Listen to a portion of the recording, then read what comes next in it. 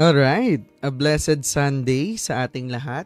Even yung mga nanonood dyan sa ating Facebook Live. Good morning, good afternoon, and good evening sa ating lahat. Ayan, so syempre it's another fellowship night and para sa lahat ng mga nanonood dito, sobrang nakaka-bless for you joining us again. And para doon naman sa mga bago, welcome here.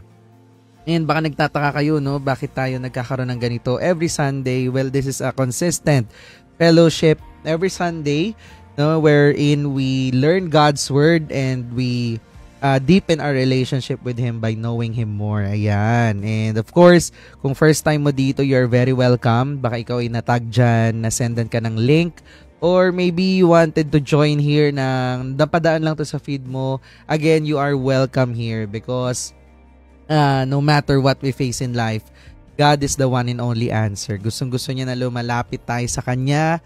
And each one of us really matters to God. Because para sa mga nakakilala, no? Again, ako si Renz, isang negosyante and a follower of Christ. And we're doing this because with all of the blessings that we've been receiving, no? Not just financial blessings, but all of the blessings that we have, no? We must always acknowledge and go back to the source and glorify God. Ayan, kaya tayo nagkakaroon ng ganito. And of course, each one of us really matters to God. No? Ganun ka-amazing si Lord na gustong-gusto niyang nai-involve sa buhay natin. And syempre, kung ikaw yung tao ngayon na you want to take it to the next level, no? You really want to know Christ. You really want to have a relationship with Him right now. Diba?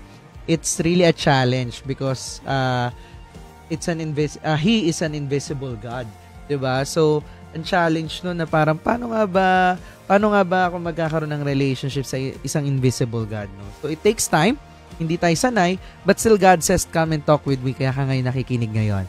And don't worry, yung pagkapanood mo dito ngayon sa live or nasa Zoom ka man, na-tag ka man sa comment section or baka nasendan ka ng link, Jesus made the way for that to happen. So just be intentional, just stick with it, and get around others who can help you. And above all, be assured na God invites you to grow deeply in your relationship with Him. Grabe, ganun ka galing si Lord, no? Na siya mismo ang nag-imbita sa iyo ngayon dito to take steps, no? Baby steps to get to know Him more intimately. And don't worry, there's no specific religion, just pure relationship with God. And we always begin this with our grateful Genesis or grateful beginning. Ayan. So ako, yung nagpapasalamat ko ngayon is really the gift of life. Grabe, no? Na every day we wake up, no, ibig sabihin we have purpose. Kasi that's the first blessing na talagang natatanggap mo. Pagkamulat mo pa lang ng mata mo, it means you have purpose, no? You still have purpose, kapatid. Na kung ikaw ngayon, you're wondering na baka ano pa bang gagawin ko sa buhay ko, 'di ba? Ano pa bang sense or ano pa bang purpose ko, no? Well, the mere fact na nagising ka sa umaga, you still have purpose and hindi pa tapos sa iyo si Lord, no? And of course, I would really thank God for the gift of family.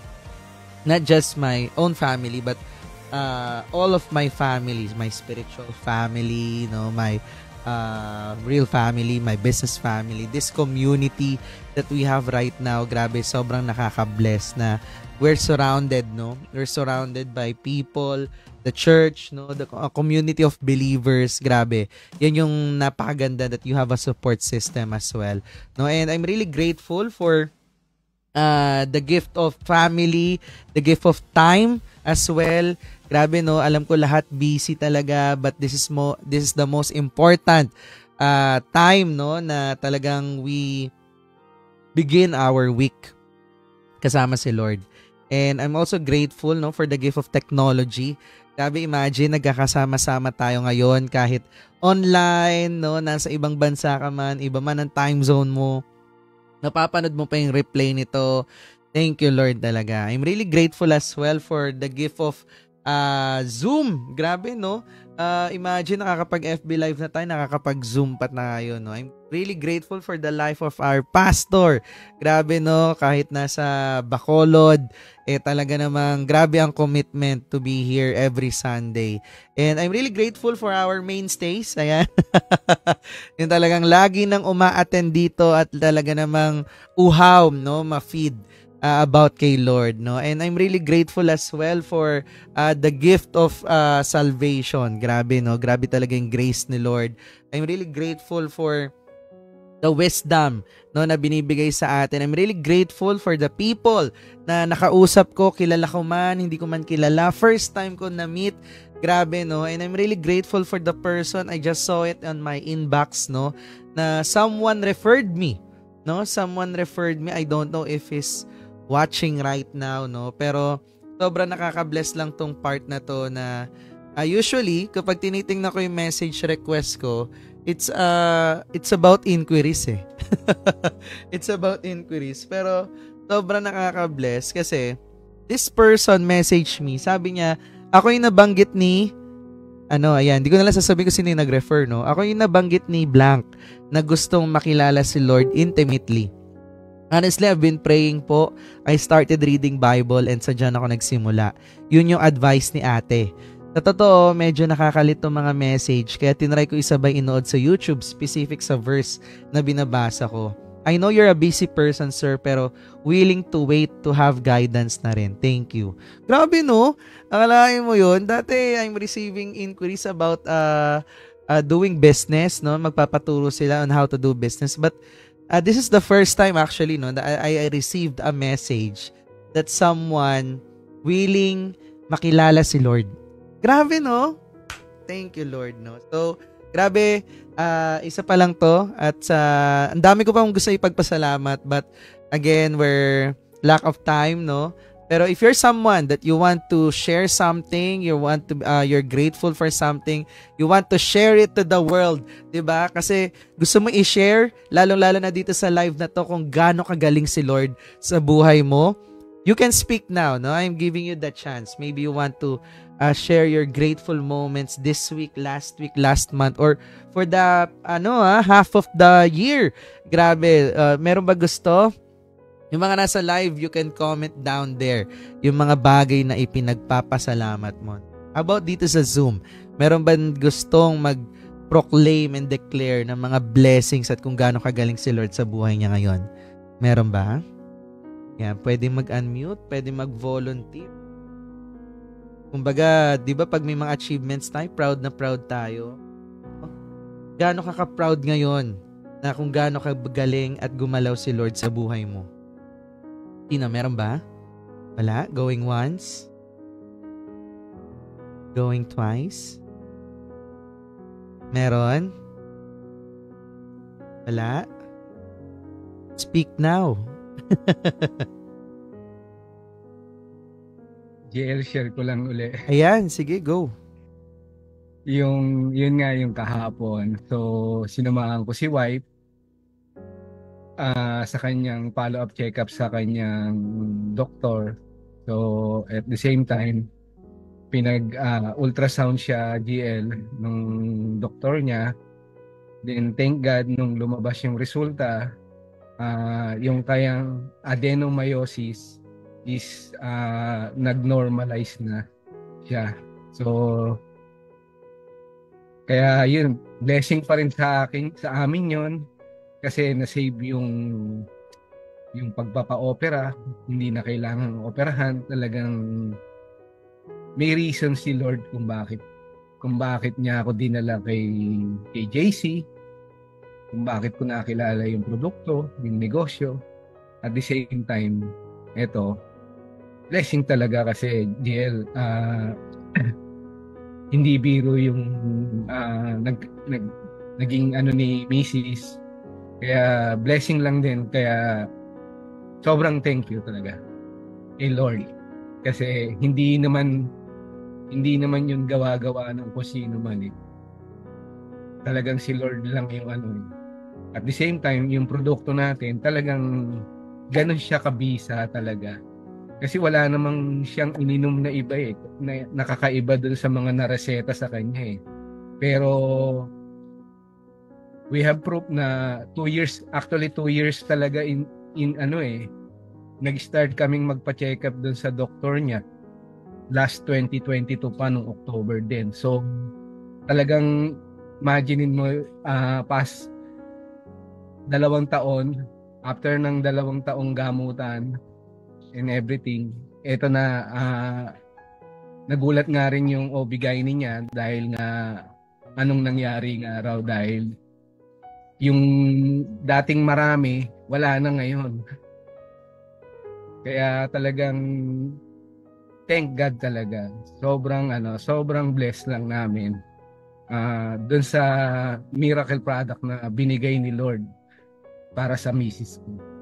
Yan lang. Galing. Praise God. No? Another testimony of healing, no? By the grace of God and our product. Grabe. Sobra namang nakaka-bless yan. Madaming bukol yun, no? Tama ba? Maliliit na cyst ba yun? Tama ba? Yes, GL. Oo. In fact, nung unang dinrawing nung OB-GYN ni Mrs. yung itsura, talagang sobrang dami niyang nakita. Pero ngayon, totally nag-heal na lahat yun, na wala yung mga bukol. At the same time, talagang kaya nga nagulat din yung OB-GYN niya. Kasi last April, meron pa So, since nung pumasok yung July, sabay din nung, pero hindi kasi siya napa-ultrasound nung that time nung July. Kasi nga, alam nung doktor, parang meron pa talaga. Eventually, nag-start uminom na si Mrs. ng yung JC Organic Barley. So, ayun na. So, this October, nung pagbalik niya kahapon, talagang good news talaga yung dumating sa amin. Kaya, yun, sobrang pasalamat talaga. Alright. Meron pa bang gusto mag-share na meaning moments? Last one? Iba sa chat na lang. Meron pa ba? Lana? Alright, sige, go. Ay, ako na pala. Oo, naka-open ako ng cam. Hindi kasi, Pastor, hello po. Miss ko kayo. And of course, ayan si Sir Lawrence. Actually po, the past few weeks of September, medyo sobrang dami ko talagang challenges na more of yung talagang pinahina sa akin is yung emotion ko, to the point na parang sabi ko nga, grabe kung kailan ako sobrang excited to share yung goodness ni God. Lalo akong binibigyan talaga ng mga challenges na hindi ko alam kung saan nanggagaling. Na to the point na nagkaroon ako ng Sir Lawrence, ng depression. As in, first time ko ulit maramdaman yun. But, na-cope up ko siya na totally for the whole month of September, wala akong ibang ginawa. Kasi talagang hindi ko alam kung paano ko i-get over. Totally buong month, hawak ko lang Bible. And then, pumupunta lang ako dun sa kung saan nakakaramdam ako at least ng mabuhay ng konti yung dugo ko kasi lagi nga akong nasa condo. So, Bible and gym, then I'm talking to my people ng every 10 a.m. Yun lang yung naging habit ko for the rest of the month ng September. Then, ang prayer ko lagi, sana ma-heal lahat nung nararamdaman. Kasi, sabi ko, okay ako financially the past few months. As in, happy ako sa income and all. Pero sabi ko parang there's really a missing peace of mind na hindi ko alam kung paano ko siya i-recover. But nagulat ako dahil sabi ko wala naman ako masyado talagang in-effort na basta sinorender ko na.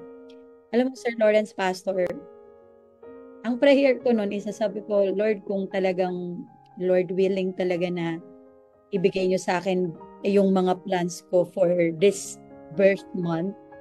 Kasi birth month ko ngayon, pastor ng October. Actually, sa Wednesday na. Sa Wednesday na yung birthday ko. Hindi ko alam, sunod as in, pagpasok ng October, sunod-sunod yung healing sa heart ko na nag-reconcile yung mga tao nakapagsalita ng di maganda, na yung sobrang talagang naging depressed ako doon sa emotion na, sa part na ang dami ko nang ginawa, lahat na ginawa ko, lahat na ng effort ginawa ko, lahat na ng serbisyo ginawa ko. Pero parang walang naka-appreciate. But ang nakita, sabi ko, bakit ganun? Parang sabi ko, hindi ko deserve. Pero dahil siguro, sobrang sinorender ko na lahat ng nararamdaman ko. Pagpasok po ng October, yung prayer ko na isa na sabi ko magkaroon ng reconciliation, magkaroon ng pag-uusap and all. Sana lumapit din sila kasi I'm trying pero aloof sila, hindi sila nakikipag-usap ng maayos. Tapos suddenly, nagulat ako, lahat sila talagang nagre-reach out sa akin. Tapos nag-message talaga sila na gusto ka namin talagang makausap, to say sorry, ganyan. Tapos yesterday po, officially, binigay na po ng company yung car incentive nila. And I'll be launching it by next week. And sabi ko, grabe, hindi man po eksakto sa birthday ko, pero before the birthday, binigay po nila. So, gusto ko lang pong i-share na totoo eh. Kanina po nagbigay ako ng session. I mean, shinare ko talaga dun sa estudyante graduating ng bagong partner ko po dito sa business. Shinare ko sa kanya yung paano ako nabuhay without si Lord.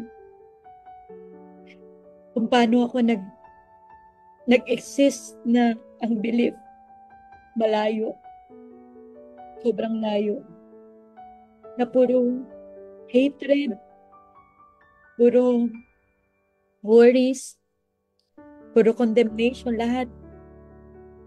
Although nagpe-pray ako, pero alam ko hindi siya yung prayer and hindi yung connection niya na magandang pakinggan or magandang gawin. Talagang lang. Basta masabi lang na nagpe-pray ako. Pero this time, sabi ko sa kanya, hindi mo siguro ako maintindihan, pero totoo. Totoo buhay si Lord. Buhay talaga si Lord.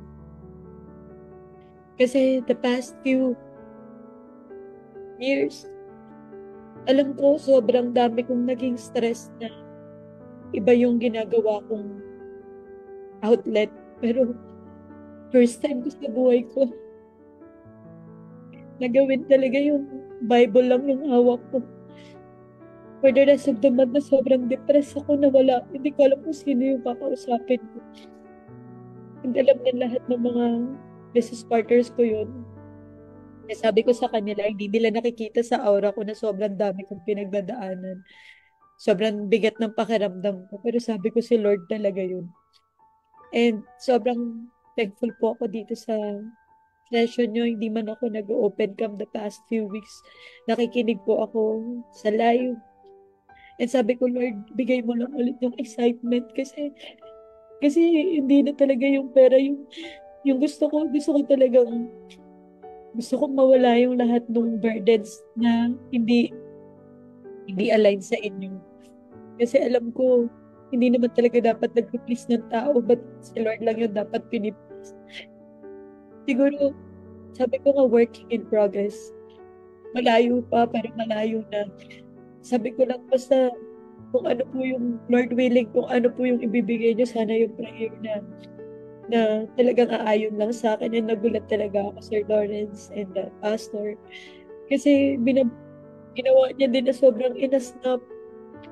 Naglabasan yung lahat na nung pinagpipray ko for the whole month of September. Kaya Thank you po for being, itong ganitong session na to, hinahanap ko talaga to every Sunday.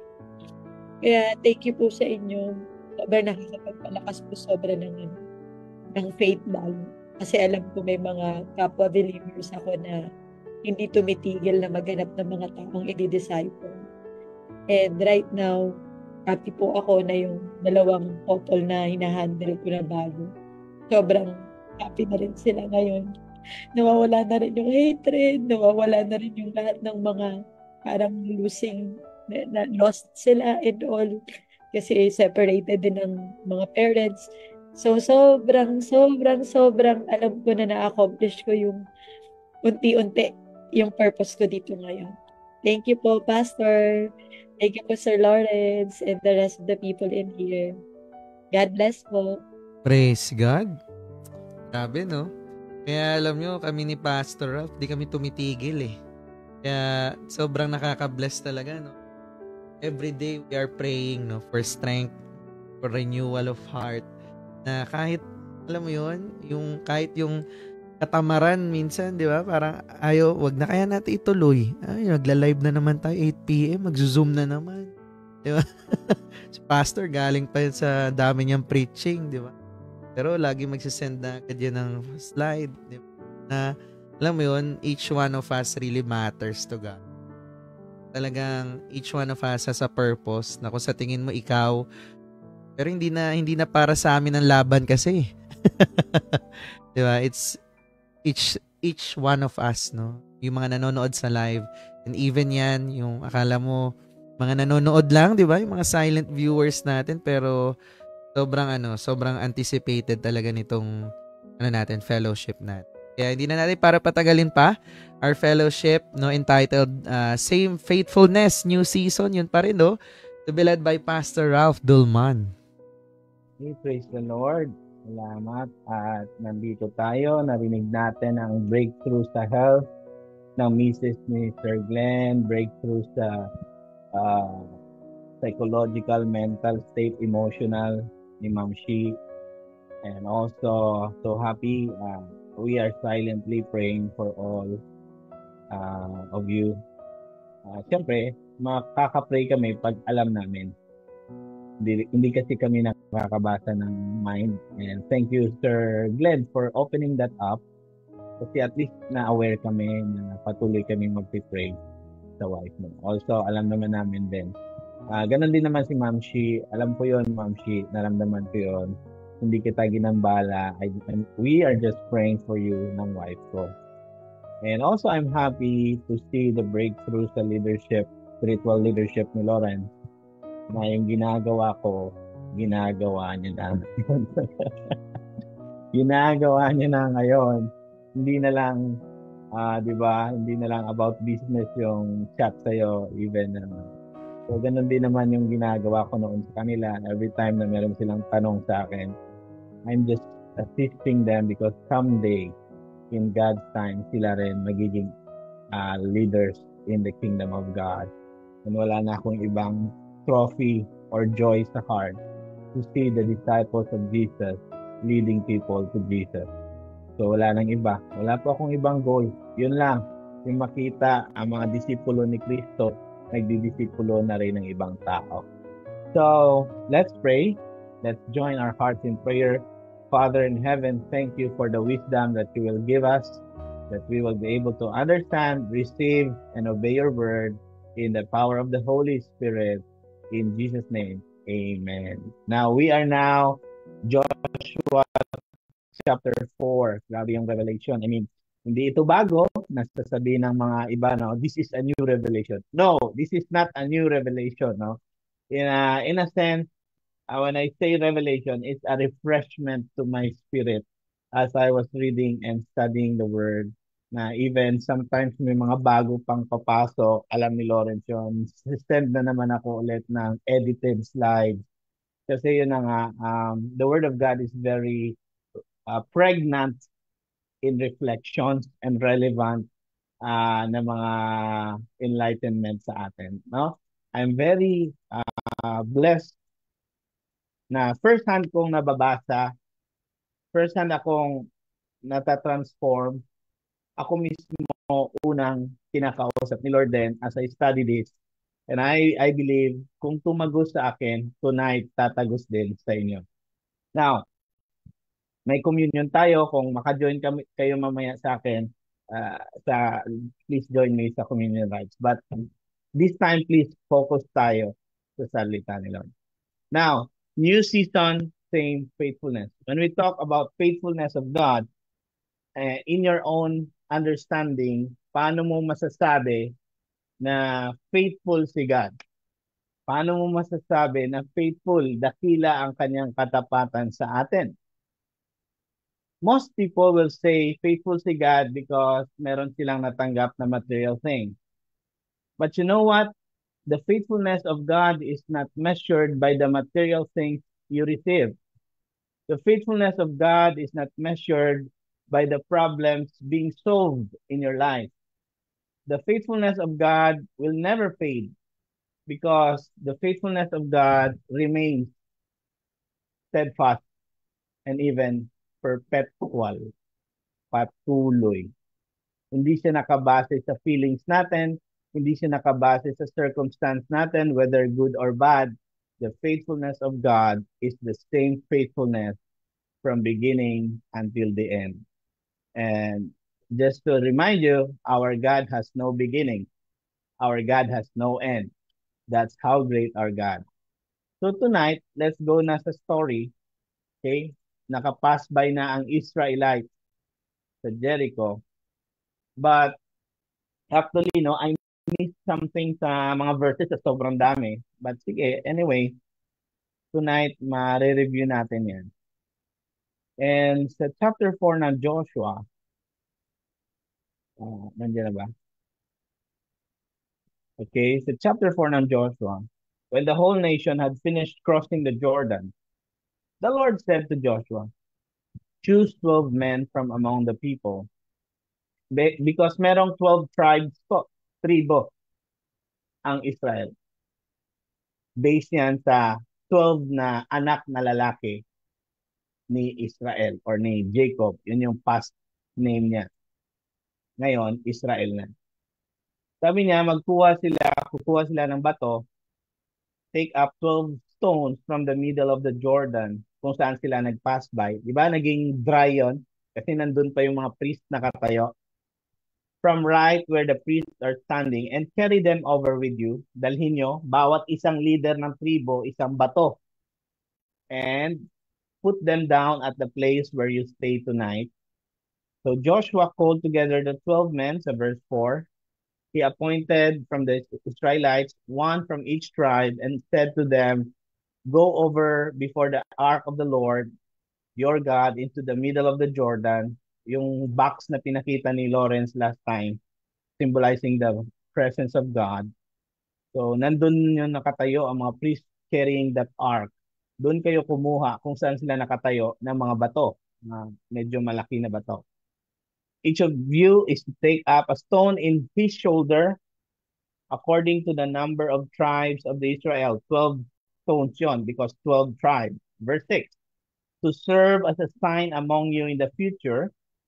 Okay, in the future, when your children ask you, what do these stones mean? Tell them that the flow of Jordan was cut off before the ark of the covenant of the Lord when it crossed the Jordan. The waters of the Jordan were cut off. Pag nagtanong sa future ang mga bata, anong ibig sabihin ng altar na ito? Kasi yung mga bato, gagawing altar yon. Altar. Okay. Puso yung altar noon sa life ng mga Israelites. Every time may breakthrough, every time may miracle, gumagawa ng altar to worship God. Di ba, naalala nyo sa Old Testament, si Noah, sa Genesis, after the flood, gumawa rin siya ng altar to worship God. Ganun pa rin ito. Hindi nagbabago yung requirement ni Lord. Sa 7, pag nagtanong yung mga anak nyo, sasabihin nyo, the Jordan River was cut off. And these stones, listen, these stones are to be a memorial to the people of Israel forever. Dito nakabase ngayon ang truth number 1 natin. Ang altar na ito ng mga bato na kinuha mismo doon sa Jordan River kung saan in-stop ni Lord ang flow ng water para ang source mag-dry up ang river at makapass by ang tao, yung altar is to be a memorial forever. Palatandaan, paalala that God is faithful in the life of the Israelites. God is so powerful that He was able to stop the water flowing and that the Israelites could pass on to the other side. Verse 8. So the Israelites did as Joshua commanded.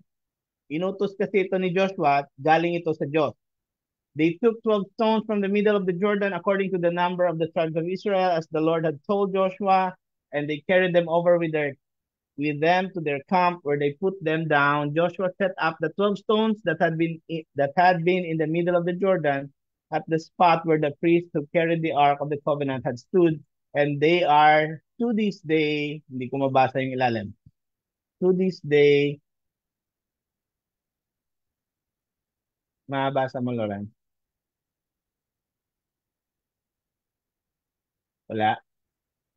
Sige lang. Yung verse 9 pababa.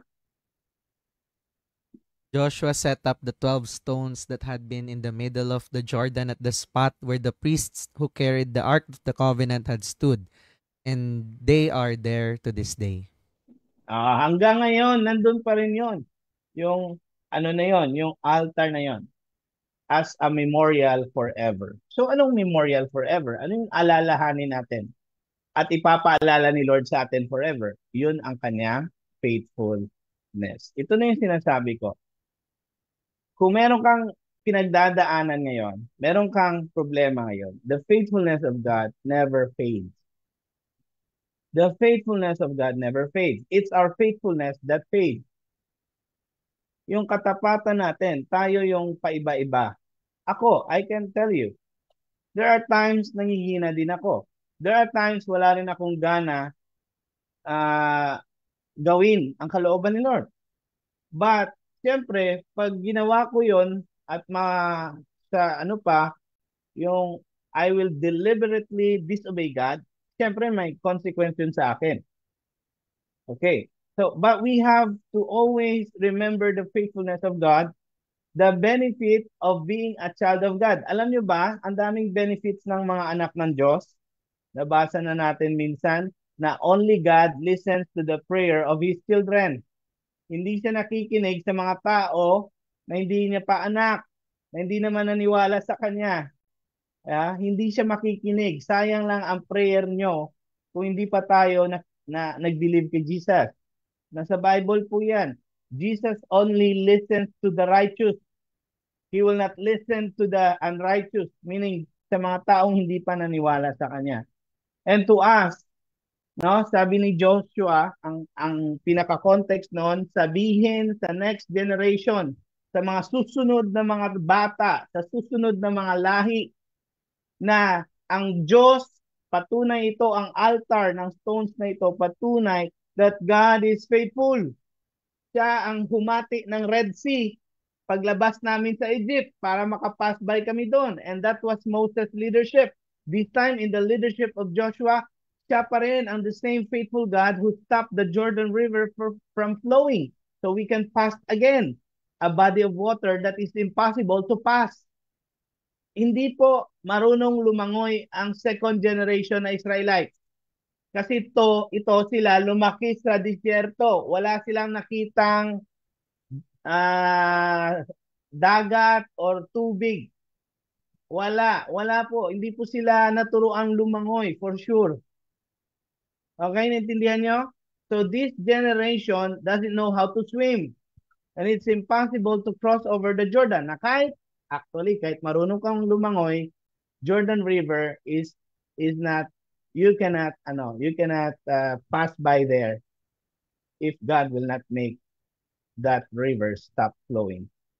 So yun ang konteksto. That's why merong altar as a memorial forever. Memorial means memory of God's faithfulness.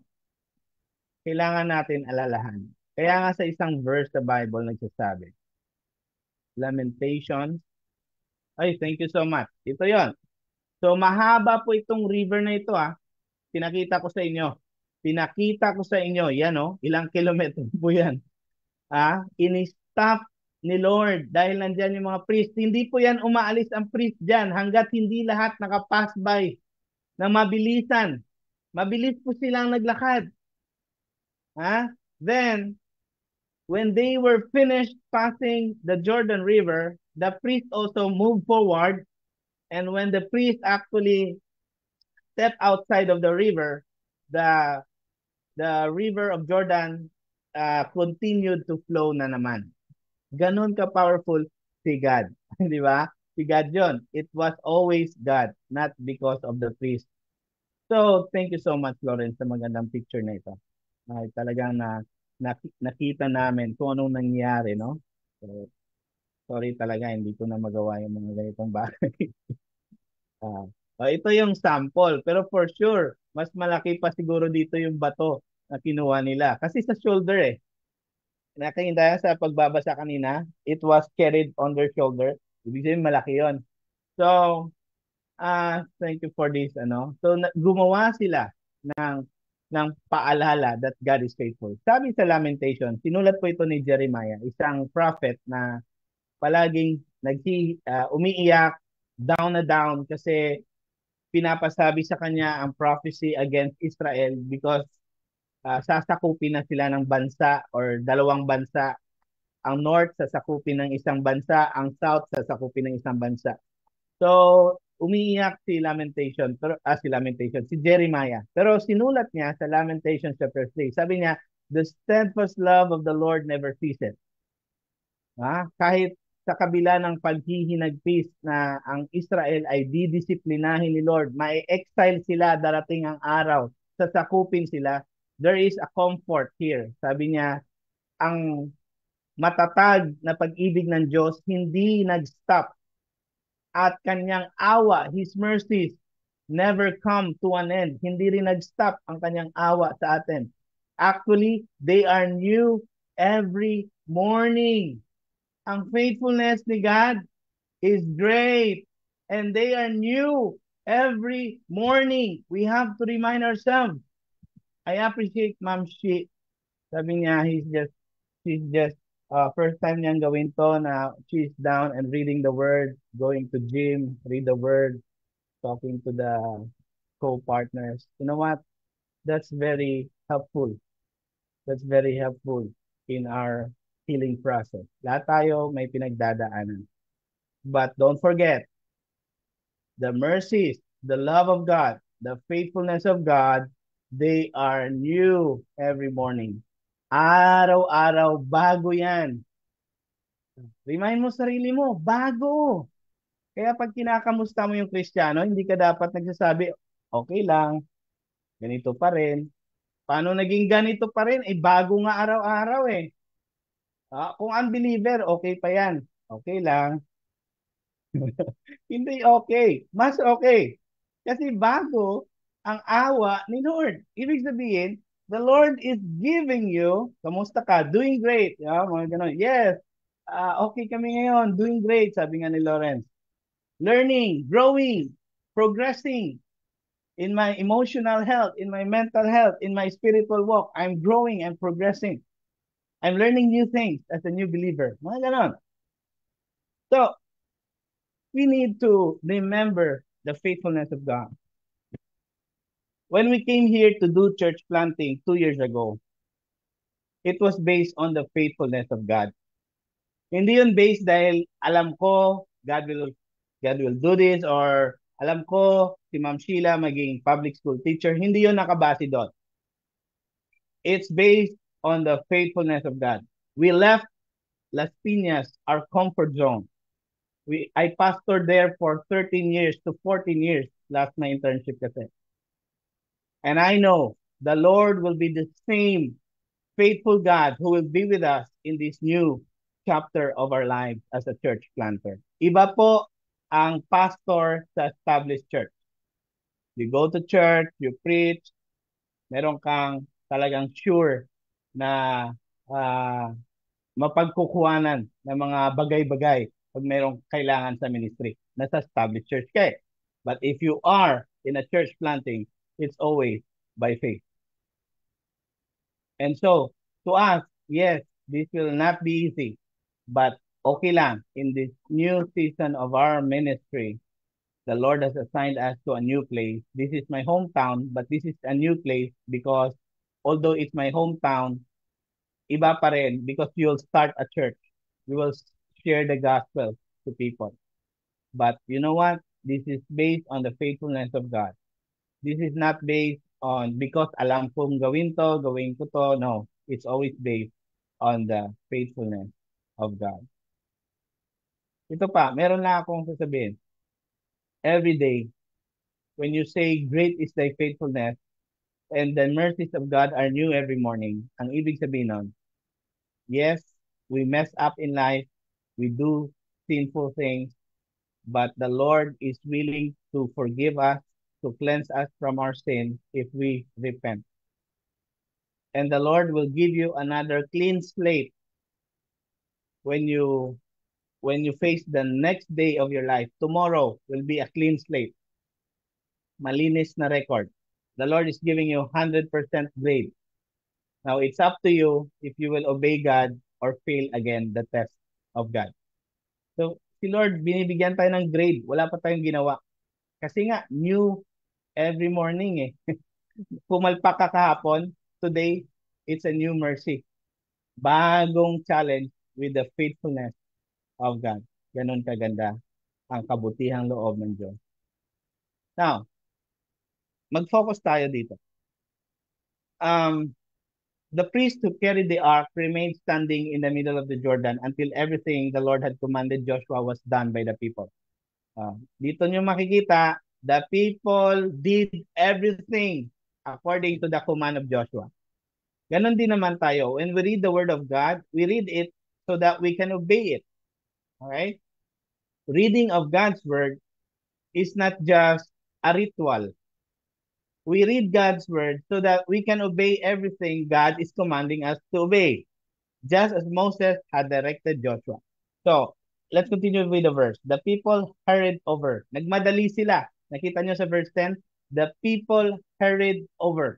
Hindi sila nagpatumpik-tumpik. When they stepped on the river, dry na yung river, mabilis po yung kanilang lakad. Baka nga tumatakbo pa eh.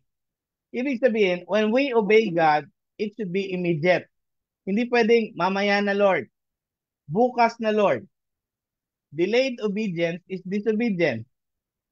Partial obedience, sabihin mo, kalahati muna Lord. 1/4 muna Lord ang i-obey ko. No. Partial obedience is also disobedience. Delayed and partial obedience is all disobedience. Verse 11. And as soon as all of them had crossed, no, nagmadali sila. The ark of the Lord and the priest came to the other side while the people watched. The men of Reuben, Gad, and the half tribe of Manasseh crossed over, ready for battle. Kasi yun na nga, papunta sila sa Jericho. Jericho ang unang kalaban. In front of the Israelites, as Moses had directed, about 40,000 armed for battle crossed over before the Lord to the plains of Jericho war. Wow. Ilang libo ang nag-cross ng Jordan? 40,000. Nakakita na ba kayo ng 40,000 na rally? Ha? Makikita niyo yan ulit pag meron na namang election coming. About 40,000. Verse 14. That day the Lord exalted Joshua in the sight of all Israel, and they stood in awe of him all the days of his life. Because pinakita ni Lord ang power niya by stopping the flow of Jordan River, siyempre, umangat din yung moral ni Joshua as a leader. Ito na yung sinasabi ko. As a leader, just submit your life to God. Be humble before God. Sinusubok ka sa lahat ng bagay ng mga taong tinutulungan mo, na mention ni Ma'am Sina.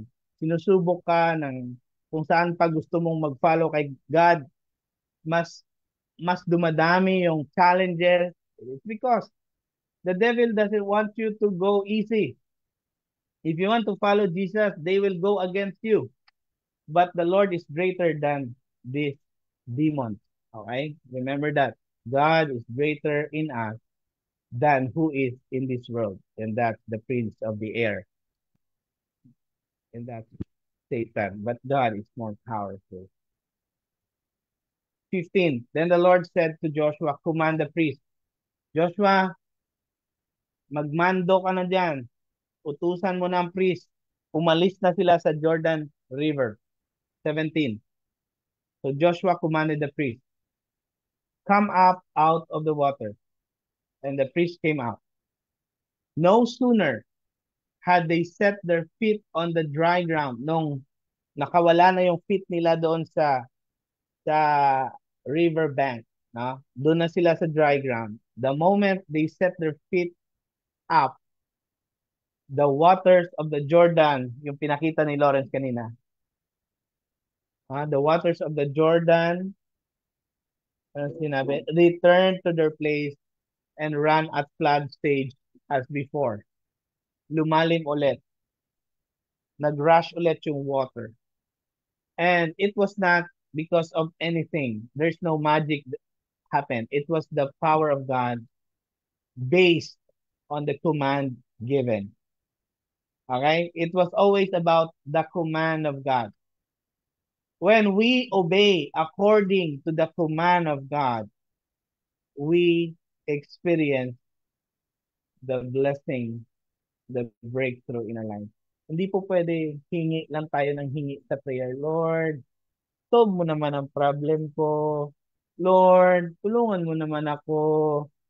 O puro kahingi. Hindi ka nga willing mag-obey. We have to obey. We have to obey. Huwag puro hingi. Hindi po siya genie. At hindi tayo gagawin na spoiled brats ni Lord. Alam mo, si Lord, hindi nga siya palaging panay bigay eh. Because hindi yun style ni Lord. Ang style ni Lord, when you follow Him, He will take something from you. Offer this, offer that, give up this, lay this down. Pero si Satan, iba. Gagawin kang spoiled brat. Ibibigay niya lahat. Nalala nyo, when Satan tempted Jesus, you know what? Sabi ni Satan, di ba, anak ka ng Diyos, ha? Bow down ka sa akin at ibibigay ko lahat ng kingdoms and riches of this world sa iyo. Ibibigay ko. Wow. Niloko niyo pa si Jesus. Sino bang may-ari ng kingdoms of this world? Sino ba may-ari ng riches of this world? It was God. Pero niloloko niya. Ibibigay niya daw lahat if you worship Him. Ganon si Satan. Ang style niya, gagawin kanyang spoiled brat. Bibigay niya lahat sa iyo. Kabaliktaran ni Lord. When you worship God, He will always take something important from you. Remember Abraham? Sabi niya, Abraham, worship me on that mountain. I will choose. Bring your child. Offer your child to me. See? The Lord will always take something from us. Satan will always give us everything to spoil us and to lead us astray. Tandaan nyo yan ha. Si Jesus, si Father sa heaven, hindi siya yung parang genie na ibibigay lahat. Actually, He's always commanding us to do something. Ganon siya. Because His command is very helpful sa ating lahat. So what can we learn from here? Yung command na word. We can learn that God's command releases God's power. So we have to obey it. Okay? I-obey natin ang command ni God. So that, katulad sa nangyari kay Joshua and the people of Israel, the power of God was released. The moment they obeyed God, nung sinabi ni God, step into the water edge. Sa edge lang, kasi malalim yung Jordan eh. Yung mga priest yung nauna, di ba? So pagka-step nila sa edge ng water, nag-stop ang water. At sinabi na naman after, sa binasa natin, this time, step out of the water. At na-release na naman yung water nung wala na sila lahat sa riverbank. So it's always obeying the command of God. But don't misquote me, ha? We can only obey God by the help of God. We can never obey God without God's help. Now, remember Philippians 2:13, it is God within you who works in you to work and to work according to His will. It is God who enables us to do to do good works according to His purpose. Huh? It's God. It's always God who enables us to obey Him. Now, and when you obey God, hindi palaging masusunod ang gusto mo or pagbibigyan ka sa lahat ng gusto mo. No? Obeying God is for the glory of God. At wag mo ring isipin na dahil binibless ka ngayon ay talagang dahil mabuti kang tao. Di ba yun yung sinabi ni Yulo? Saludo kay Yulo bilang gymnast na magaling. Pero nung sinabi niya, binibless ako ni Lord dahil mabait naman ako eh. Hindi naman to bibigay ni Lord sa akin kundi ako mabait na tao. You know what? It's not the basis. The blessing of God is not the basis that you are a good person. Hindi porket binibless ka na ni Lord, ay good person ka na. Na-remember niyo ang preaching ko about Peter, si Simon? Binigyan siya ng sangkaterbang isda. Binless siya ng sangkaterbang isda. Nung siya lang, wala siyang huli whole night. Nung umaga, miracle yon na meron pa siyang nahuling sangkaterbang isda. Anong ginawa ni Peter after niya ma-receive ang blessing? Sinabi niya ba, deserve ko to Jesus kasi mabait ako eh. That's why binless mo ako eh. Ano, yun ba sinabi ni Peter? No. Basahin niyo ang Luke. Si Peter nagsabi, away from me, I'm a sinner. See? Kahit bless siya ni Jesus, hindi porket bless siya ni Jesus, ay santo na siya. Na-realize niya, hindi niya nga deserve actually ang blessing. See? Not because you are blessed now, you are already good. No one is good. Only God is good. Apart from God, there's no such thing as good. So God's command releases God's power. This is a very profound truth na kokontrahin niya yung turo ng prosperity gospel na nagsasabi, when we say something positive, the universe will align, the stars will align and bring positive changes in our life. Wrong. It's not based on your positive words that your life now is experiencing breakthrough and blessing. No, it's based on the command of God. Blessing is released. Healing is released according to the word, according to the command of God. It's not based on our words. Huwag niyong sabihin, I manifest that the month of October, November, December will be a good month to me. Kahit anong sabi mo. It will only be good because God is good. We don't deserve anything from the Lord. When the Lord blesses us, it's because He is good. And may we always obey the command of Jesus through His word. And may we always rely on the power of God. Sabi ni Hudson Taylor, kung kilala niyo siya, siya po ang nagdala ng gospel sa China. Because of this person, hundreds of thousands of Chinese became a Christian. Grabe, no? Close country ang China noon. Ilang centuries na ang lumipas. This Hudson Taylor brought the gospel to China. I-research nyo na lang kung anong century siya pumunta doon. Baka 1900? I don't know. Research nyo. 1900s? 1800s? I don't know. Pero ito yung sinabi niya. Since the day of the Pentecost, has the whole church ever put aside every other work and waited upon the Holy Spirit, upon God, for 10 days? That the Spirit's power might be manifested. Nagwe-wait pa ba ang simbahan ngayon? Nagwe-wait pa ba tayo sa power ng Holy Spirit? Because ang problem natin ngayon, we give too much attention to methods, to machinery, to resources, to programs, to frameworks, to materials, and too little attention to the source of the power. We should wait on God. Huwag tayo gumalaw dahil kabisado mo na, hindi ka na mag-pray sa Panginoon. Dahil ginawa ko na noon ito, kaya ko rin itong gawin ngayon. No.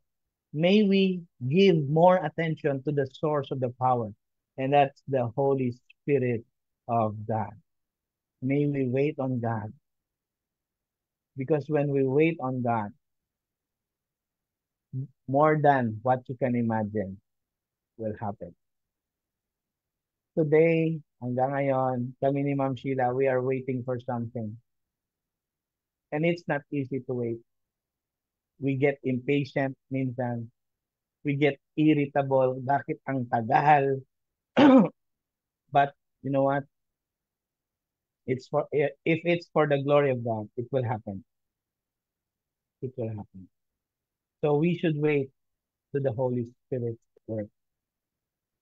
And lastly, ito yung basis ng third truth natin. He said to the Israelites, verse 21, in the future, when your descendants ask their parents, what do these stones mean? Yung altar na ginawa nila, yung mga bato na altar. Tell them, Israel crossed the Jordan on dry ground. For the Lord your God dried up the Jordan. It was the Lord your God that dried up the Jordan River before you until you had crossed over. Grabe si Lord, no? Hanggang makaraos ka at makabreakthrough ka, dun pa ibabalik ni Lord ang rushing river of Jordan. Idadry niya muna hanggang makaraos ka, makarecover ka, at pag okay ka na, dun niya na ibabalik yung rushing tide of that Jordan River. Hindi niyo ba na-appreciate yun? Yun yung ginagawa ni Lord until today. Pag meron kang problema, hindi niya muna babagsak yung isa. Hintayin niya muna makarecover ka sa isa. Kasi yun na. Although minsan, sabay-sabay, di ba? Feeling mo, sabay-sabay. It's because sabay-sabay din yung pag-rescue ni Lord sa'yo. Wait ka lang. Wait on God. 23. For the Lord your God dried up the Jordan before you until the... Okay. He dried it up before until we had crossed over. 24. He did this so that all the peoples of the earth might know that the hand of the Lord, it was the hand of the Lord that is powerful, and so that you might always fear the Lord your God. Kailangan natin i-explain sa next generation, sa ating mga anak, sa ating mga apo sa tuhod, at sa apo sa kalingkingan, kung gaano ka-faithful si God sa buhay natin, so that they too will serve God, will worship God, and will have that healthy fear of God. Yun ang natin, assignment bilang Kristiyano, mapasa natin ang faith, no, na sila mismo mag-believe din kay Jesus Christ.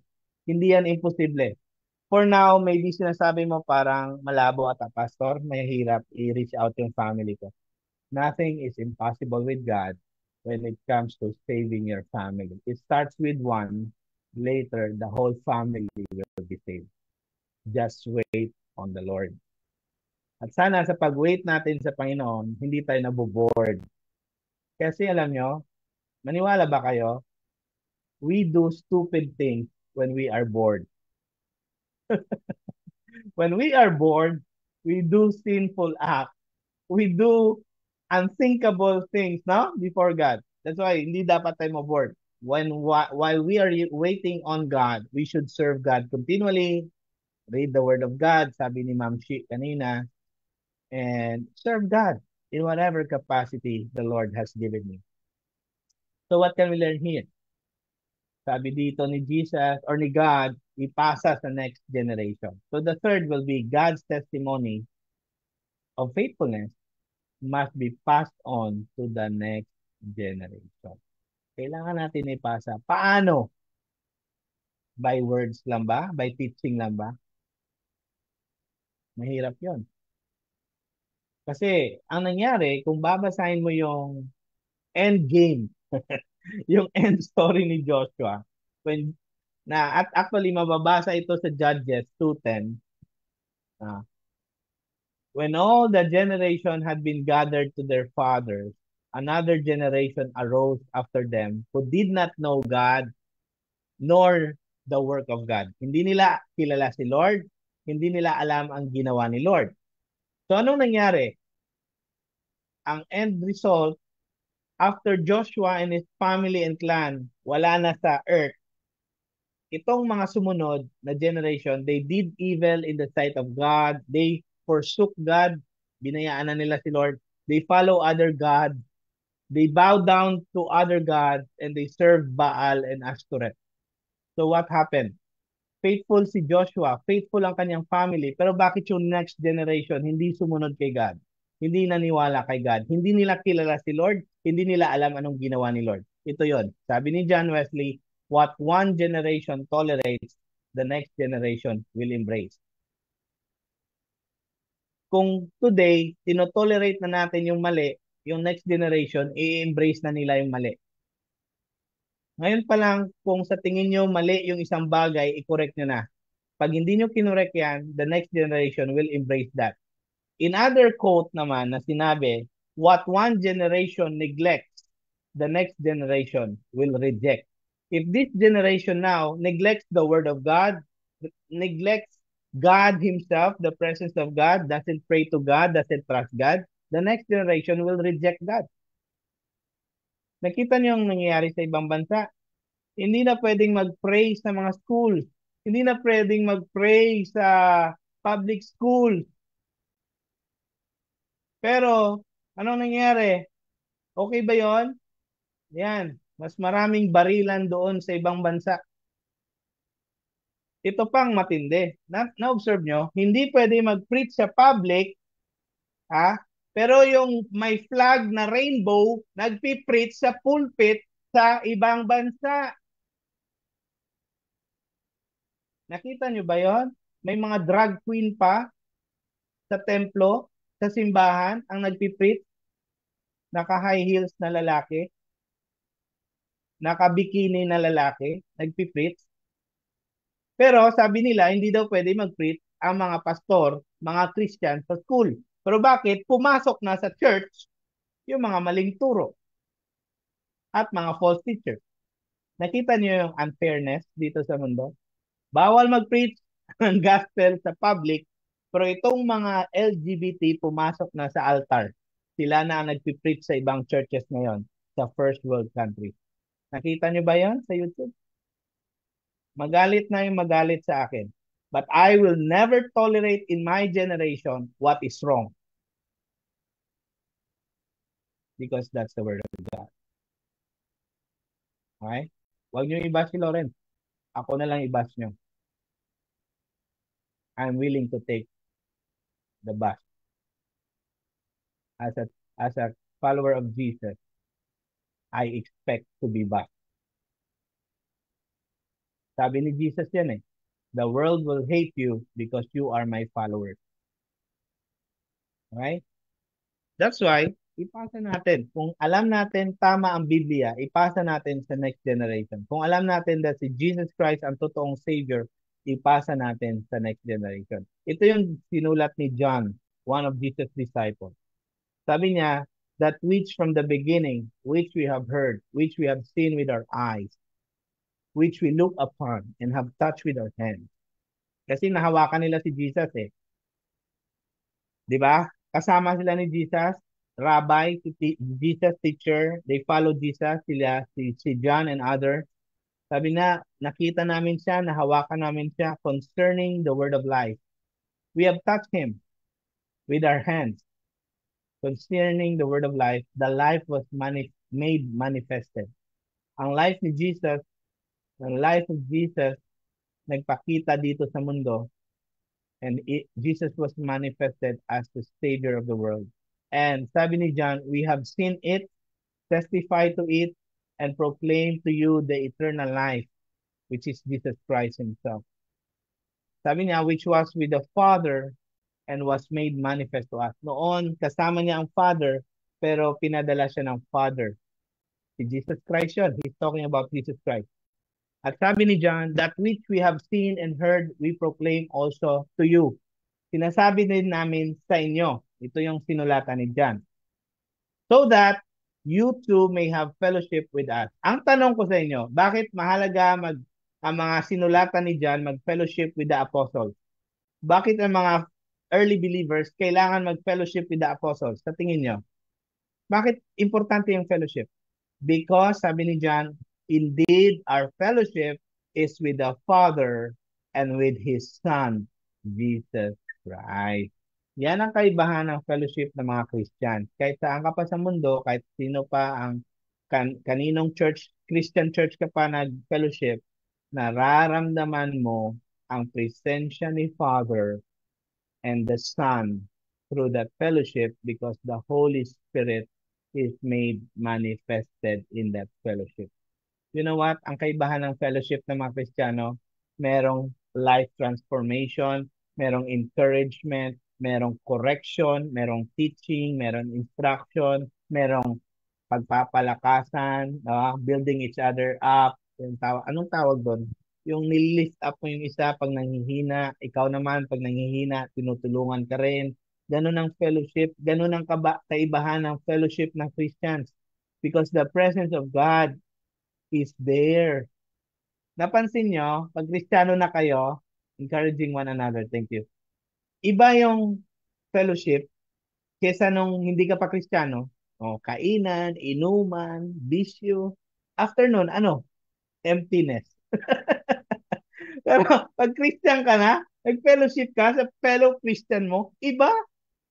May encouragement, may lakas ka naman to face another challenge, to face another breakthrough in life, di ba?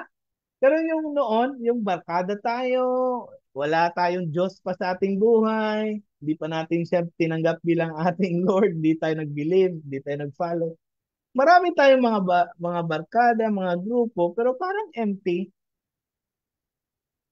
Sakit pa ulo mo, naubos na lang pera mo sa kakagastos. Walang joy sa heart. Di ba? Ganun kahalaga ang fellowship. And through fellowship, sa pamamagitan ng fellowship actually with God the Father and with the believers, doon mapapasa natin ang gospel. Effective, ipasa ang gospel through fellowship. Wag mo lang sabihin, you know what? Believe in Jesus Christ. God bless you, brother, sister. God bless you. Hindi. Dapat may fellowship talaga. Tingnan nyo itong si John na nagsasabi, kung siya na nakita namin, nahawakan namin, minamanifest namin sa inyo, I mean, pinapasa din namin sa inyo.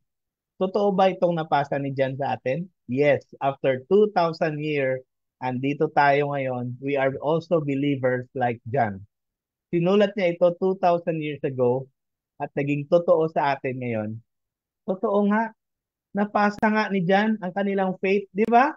Ang galing, no? So, hindi natin alam after 100 years, 1,000 years, yung faith ni Lawrence, faith ni Ma'am Shi, faith ni Sir Glenn. Mapapasa yan.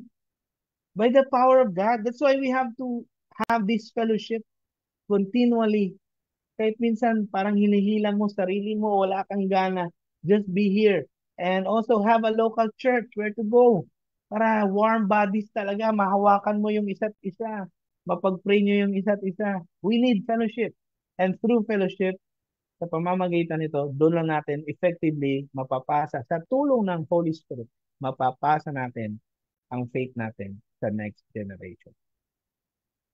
Now, yun ang encouragement sa atin.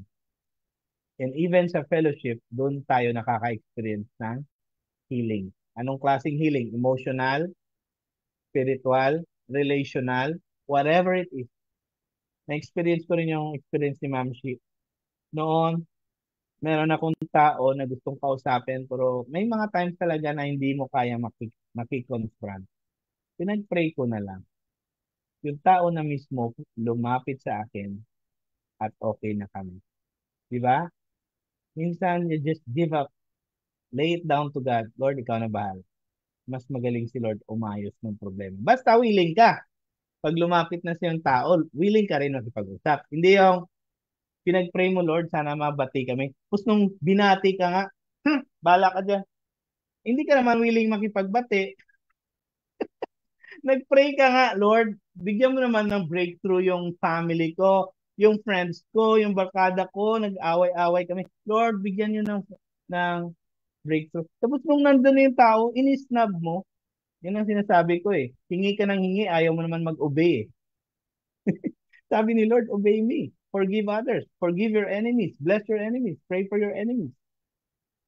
Diba? So what can we learn? Ito yon. Sabi ni Henry Cloud, ito yung pinost ni Ma'am Sheila sa Facebook. True healing often involves combination of three things.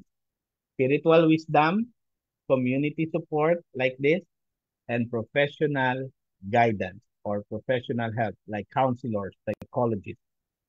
Nakita niya? True healing happens with these three combinations. Are you going through depression, anxiety, emotional, relationship conflicts? Healing will happen with spiritual wisdom, community support or the church, and professional help. This support the truth that the body of Christ is the community support.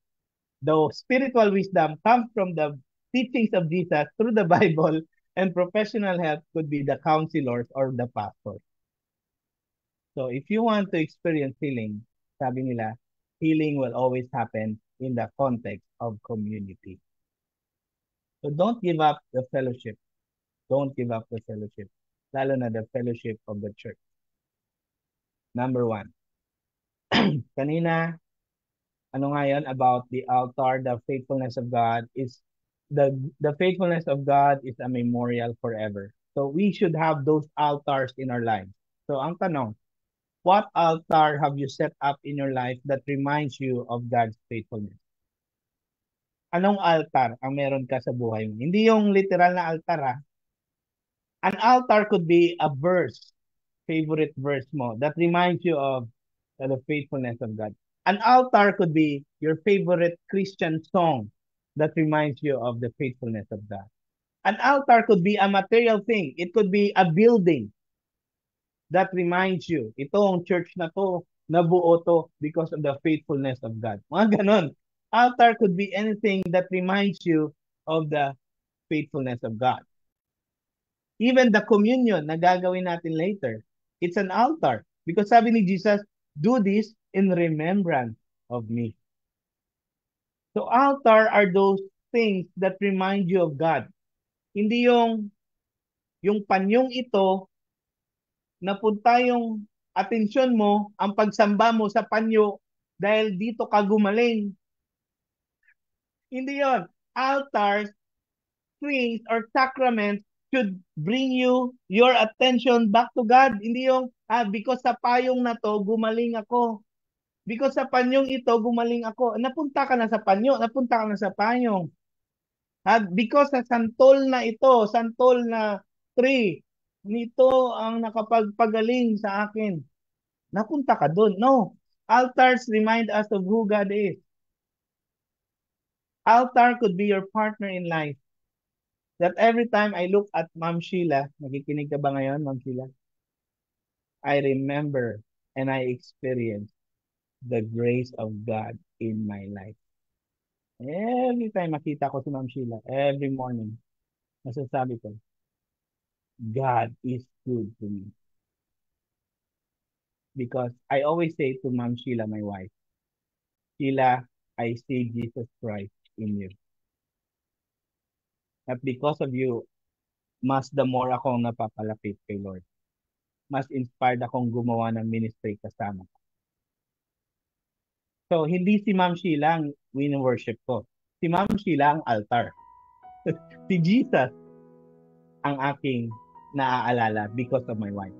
Si Jesus ang aking naaalala because of my family. Ganun dapat.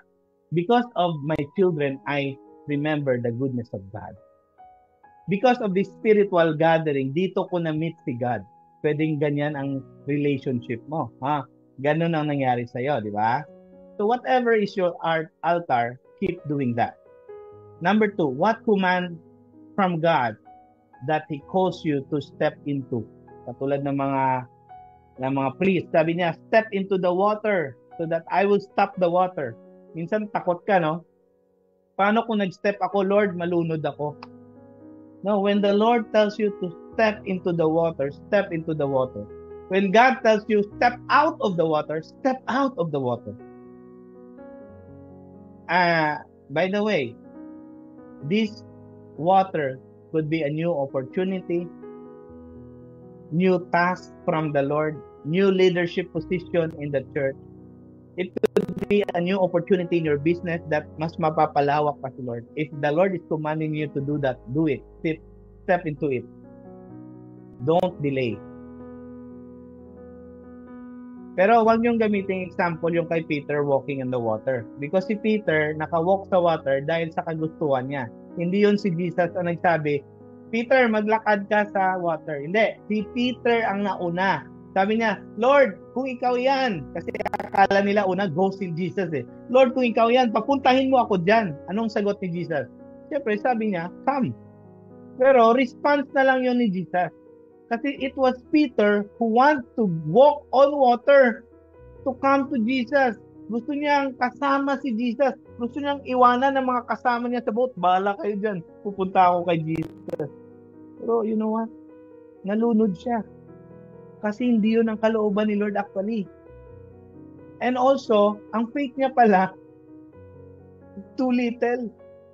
Tapos gusto niya maglakad sa water. Again, it was Peter who decided, Lord, kung ikaw yan, papuntahin mo ako dyan. And si Jesus, tumagot na lang yon. Come. Di ba? Ganon si Jesus eh. Minsan, di mo alam yung hinahanap mo, no? Be careful of what you're asking for. Baka hindi mo kayang maglakad sa tubig.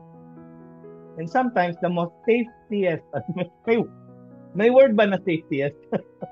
I mean, sometimes, ang pinaka-safe na lugar is to stay on the boat. You study that context. It was not Jesus who told him to go to the water. It was Peter's idea. That's why sometimes our idea are not good. That's why we have to consult God. Am I to step out of the boat or stay here on the boat? Kasi nung nalunod siya, saan siya binalik ni Jesus? Sa boat. Yun ang context. Kung kalooban ni Lord maglakad siya sa tubig, dapat pagkakuha siya sa kanya sa pagkalunod, naglakad na sila patuloy sa water. Gets niya? Always go back to the context. And again, whatever God is telling you, Lawrence, step into this. Lawrence, do this. Don't delay. Obey right away. And lastly, how will we pass on our faith in Jesus Christ? Despite of all the challenges we face every day, how do we serve God and share God's testimony of faithfulness to our family, to our children, to our wife, to our friends? How do we share the testimony of God? May you share the testimony of God's faithfulness not just by words, but by your life and by having fellowship.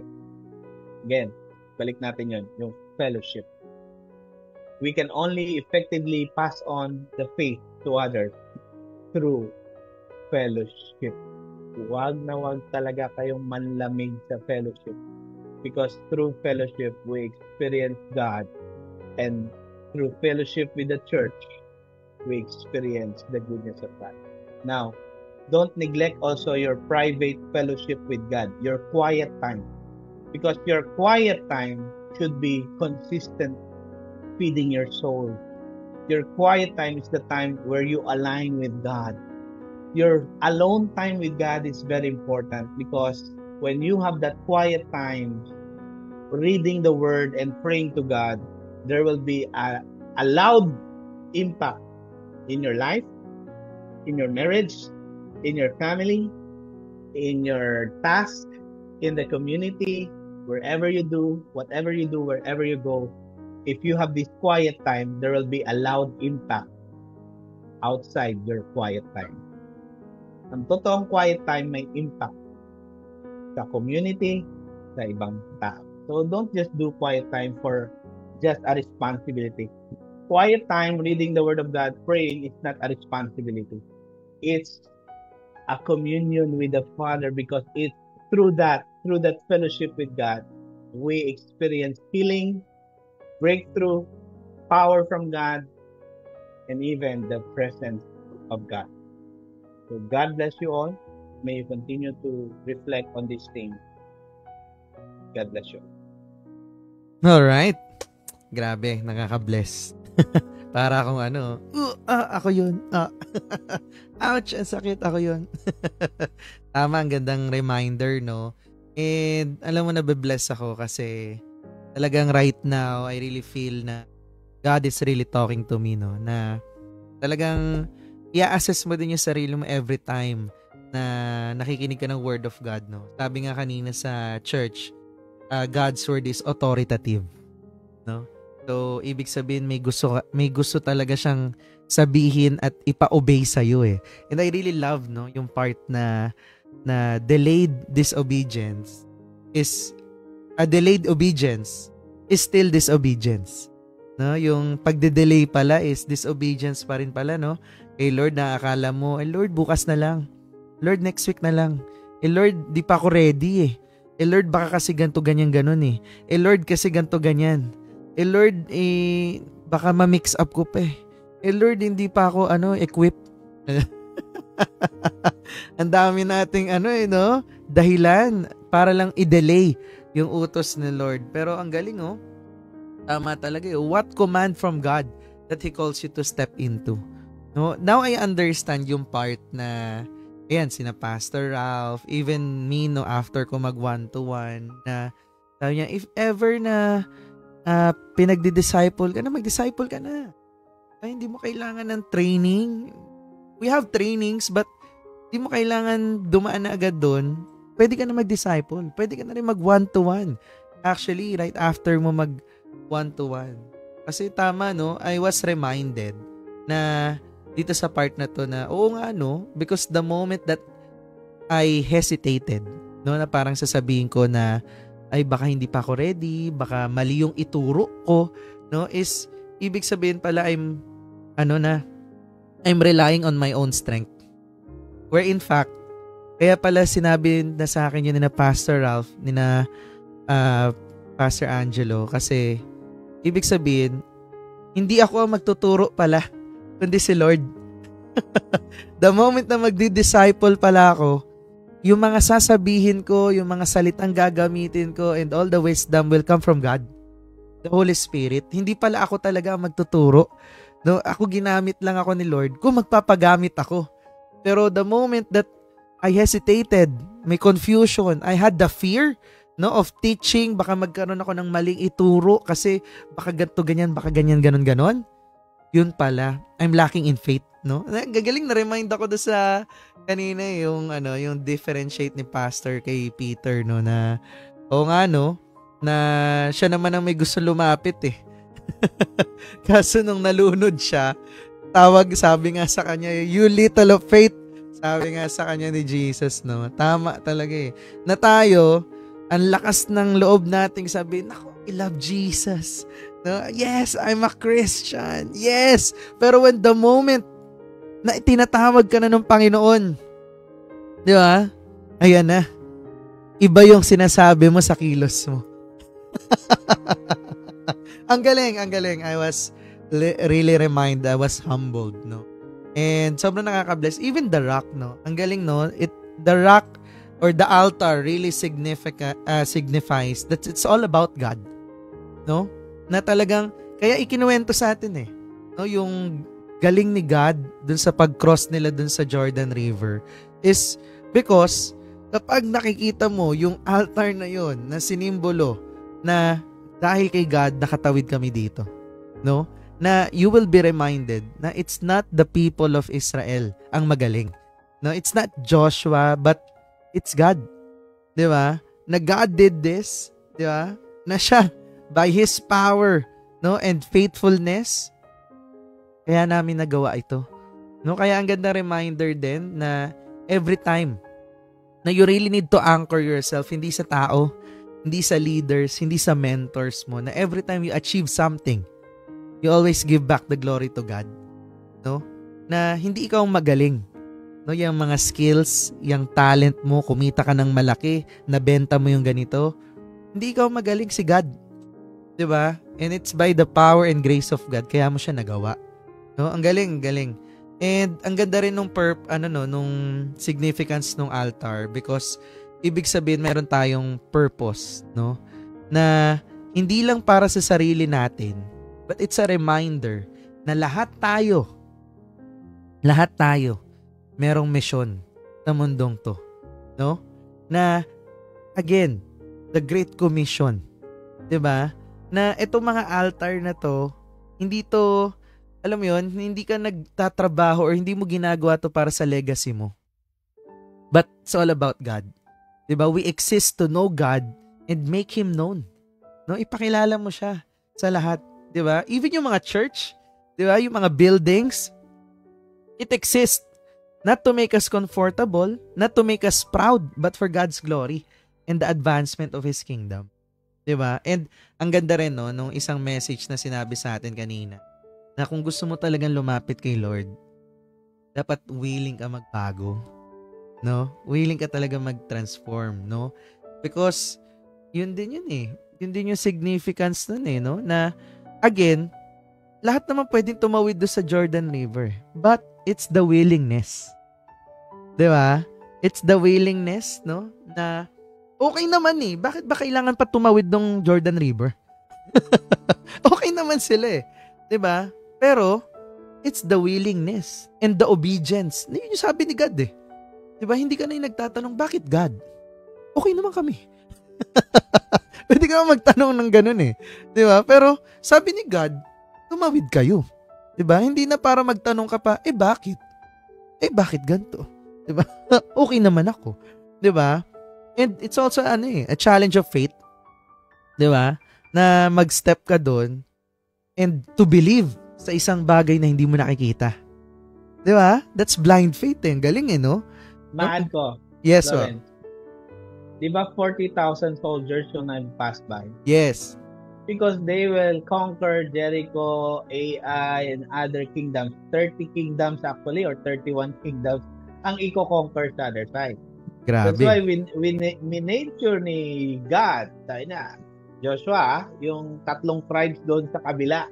Kasi gusto nila mag-stay na lang doon sa kabila. Isama mo rin yung mga able men nila to join you and support you in this battle. Hindi porket nakapili na sila ng lugar doon, komportable na sila, doon na lang sila. No, sama sila sa 40,000 na tatawid. Kasi hindi porket pinili nila yung beyond the Jordan, tawag sa nila beyond the Jordan, doon lang kayo gusto nyo, ayaw nyo nang pumasok sa promised land mismo. Hindi pwede yon.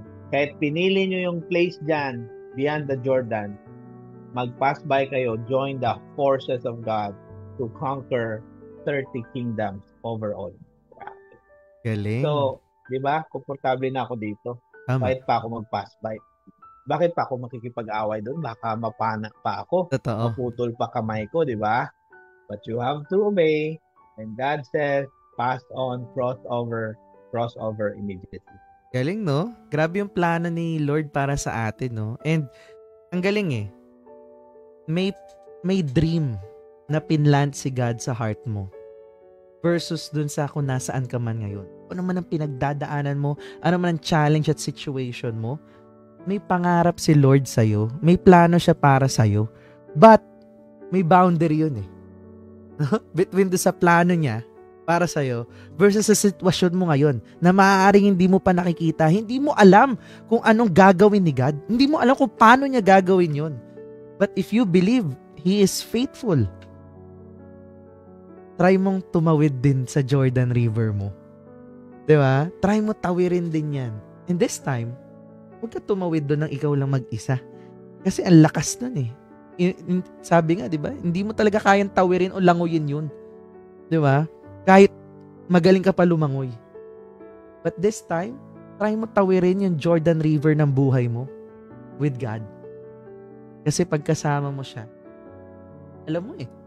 Alam mo makakatawid ka doon. Alam mo, itigil niya eh. Titigilan niya lahat ng malalakas na current ng Jordan River. No? So, ang galing talaga. This is all about God and His glory, no? And ano ba yung purpose talaga natin? May we be reminded of that purpose. Na hindi lang tayo basta thank you, I love you, Jesus, by mouth. But thank you, I love you, Jesus, by the actions that we do every day, no? To live a Christ-like manner. Diba? Naaanhin mo yung pagde-devotion mo every day, pagka-quiet time mo every day, pagcha-church mo every Sunday, no? Pag sa small group mo, if hindi mo naman ginagawa yung purpose talaga para sa'yo ni Lord, and you will never be ready. Kasi lagi nga yung naririnig ko, hindi pa po ko ready. Ano kailangan para maging ready ka? Hindi ka magiging ready hanggat di mo ginagawa. Diba? So, ayun lang. Sino gusto mag-share? Ayan, meron ba? Meron ba gustong mag-share na kanyang take away? Tumatak sa kanya, tinamaan po ako doon. Diba? Nakarelate ka. Meron ba? Meron. Gusto ba Yan, pumasok na yung gusto mag-share. Magandang buhay po. Ay, gulo po. Hello, Pastor. Magandang buhay po. Hello po sa bawat isa. Hello. Ang galing lang ni Lord. Amen.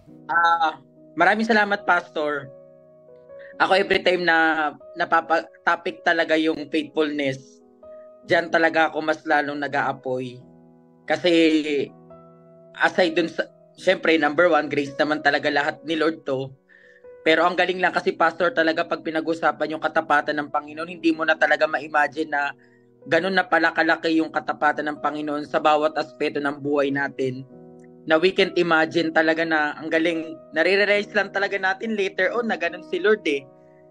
Pero yun nga, at the end of the day, maraming salamat, Pastor, kasi may mga ganitong gathering. Although, same with Ma'am Shi, monitoring din ako, Pastor, kasi sa online kung sino yung mga tinatag ko na pumapasok. Then kinakausap ko din right after na makapag-start din ng conversation with them, na talagang makapag-sharing time, mga ganyan po. So malaking tulong talaga yung ganito, Pastor. And yung pinag-usapan kanina, Pastor, about fellowship, ito talaga yung, dito talaga tayo, Pastor, dinisay ni Lord. Ito talaga yung gusto makita ni Lord na nag-fellowship tayo. And one way talaga din to, Pastor, to strengthen us, to equip us. Kasi without fellowship, wala. Fall tayo lahat for sure into sin. Without gathering, church na hindi ka pumupunta, cell group, Bible study, once a week, hindi ka maka-attend. Iba yung feelings, Pastor eh. Iba yung parang alam mong anytime si Satan talagang kikilos tayo. So, di ba, Pastor? No po, no? And very important yung talaga yung fellowship. We are called to gather talaga to have fellowship. One way ito na nagpapalakasan talaga tayo. Ako, Pastor, isa sa mga lumago ako, masabi kong lumago sa Bible study talaga no, may cell group kami weekly every Saturday. Kaya sobra din ako nabibless na may ganitong gathering. Napakalaking bagay. And also, mas naging aware ako, Pastor, na yung sinabi nyo, parang ngayon ko lang din sa narinig, although alam ko naman, non-stop talaga yung mga challenges. Pero, inuunti-unti ni Lord. Ganon, sabi ko nga kanina, Pastor, ang galing lang ni Lord kasi alam niyang hindi natin kaya kapag in-all out niya lahat. And kita ko talaga, Pastor, yung part na may mga challenges man, no? Kasi wala pa talaga tayo sa tunay na tahanan natin, which is wala ng challenges, wala ng mga pighati, di ba? Iyak, wala na, kundi joy na lang talaga and praises kay Lord. Pero doon ako, Pastor, na blessed na si Lord lagi nandyan. Yung grace ni Lord, yung katapatan ni Lord, lagi nandyan. Doon ako talaga sobrang nabibless. And sabi ko nga, Pastor, ang definition ko ng faith, yung katapatan ni Lord, wala nang iba kundi yung sa cross eh. Yun na yung pinaka-ultimate na pinakita niya na anak, enough na tong faithfulness na pinakita ko sa iyo nung inoffer ko yung sarili ko para sa atin lahat. Yun talaga, Pastor, yung isa sa mga, kaya kanina, Pastor, nung nagtanong ka umpisa pa lang, na-miss ko yun, Pastor, yung tanong nyo sa umpisa pa lang na may mga ganon. Di ba, Pastor, lagi po kayo nagaganon. And yun nga, natutuwa din ako. And yun lang, Pastor, maraming salamat, nakabless lang.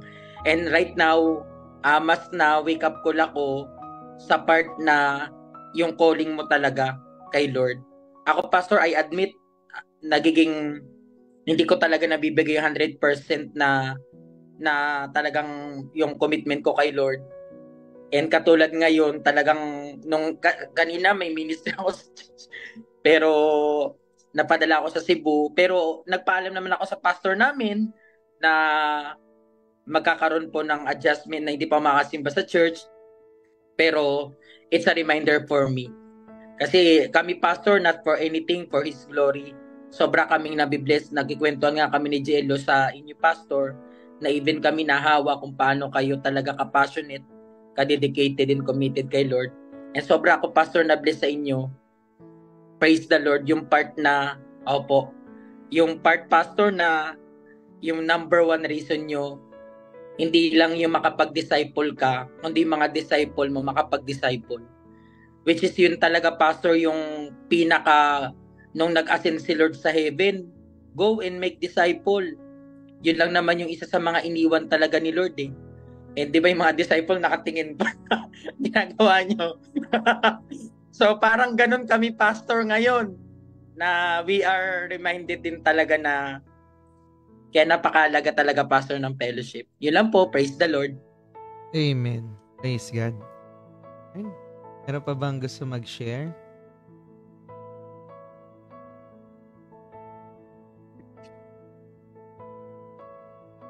Okay, back to you, Pas. Okay, so praise the Lord. Let's go now to our communion. Kung wala kayong symbols, the biscuit and the cup na may juice or red wine, okay lang din. Just be with us. Again, sabi nga kanina, we are to remember the faithfulness of God. And communion is a remembrance of the faithfulness of God on the cross. Ito yung sinabi ni James. And every time we do this, it's not just remembering here on our mind, but remembering Jesus by obeying what He commanded us to do. Now, kung meron kayong tinapay or plain biscuit niyan, please be with us. Join us also. Let's prepare ourselves and let's pray. Panginoon, patawarin niyo po kami sa aming mga kasalanan so that we will be able to commune with you with a pure heart. Forgive us for all our sins. Examine our hearts and thoughts and actions. Baka merong mga hindi magandang bagay kaming iniisip at pinaplano or nagawa kaming mga maling bagay before you, Lord. Forgive us so that we'll be able to commune with you in freedom, in forgiveness, with a free heart, and a holiness mo ay i-impart mo sa amin, Panginoon, so that we'll be able to be set apart for this purpose, and that is to continue to be faithful also to you as our response of obedience. Panginoon, salamat for reminding us to always come to you by faith and to always ask for forgiveness every day, so that as you use us, Lord, you will use us as empty vessels and pure and holy vessels for your glory. Bless everyone who are joining in this communion rite, in this Lord's Supper, in Jesus' name, amen. On the night that Jesus was betrayed, he took the bread, he broke it, he took the bread and gave thanks to the Father, and he broke it. And when he broke it, he gave it to his disciples and said, "This bread is a symbol of my body broken for you. Do this in remembrance of me." Let's partake of it.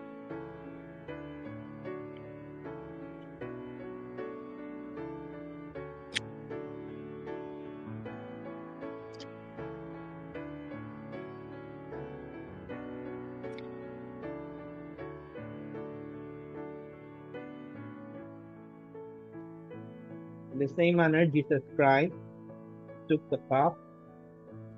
After giving thanks to the Father, he said, "This cup is a symbol of my blood. It's a new covenant in my blood. Whenever you drink this cup, you remember my death." Let's remember Jesus Christ as we partake the cup, drink the cup. Lahat makakaya, kalakasan ko'y ikaw. Let us pray.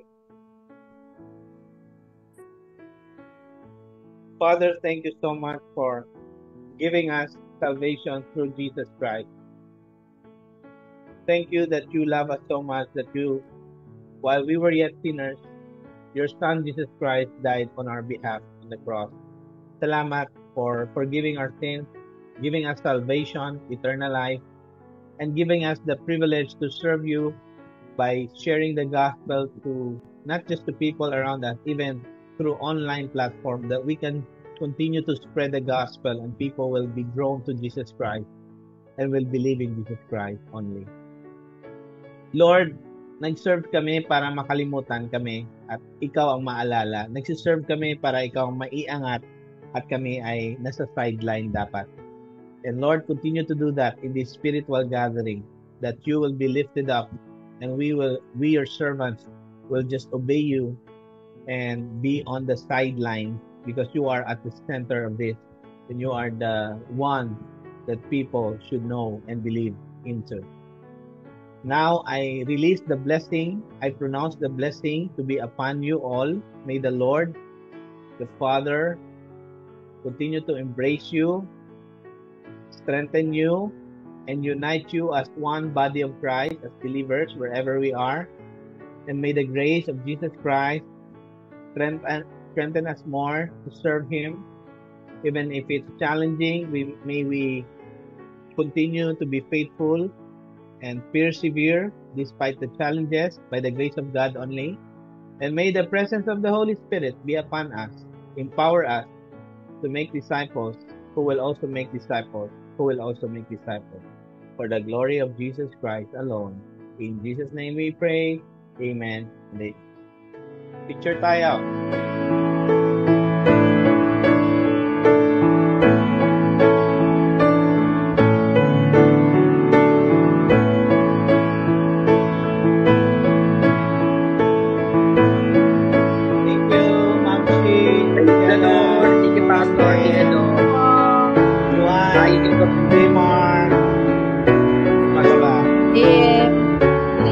Albert, Andre, Joanna,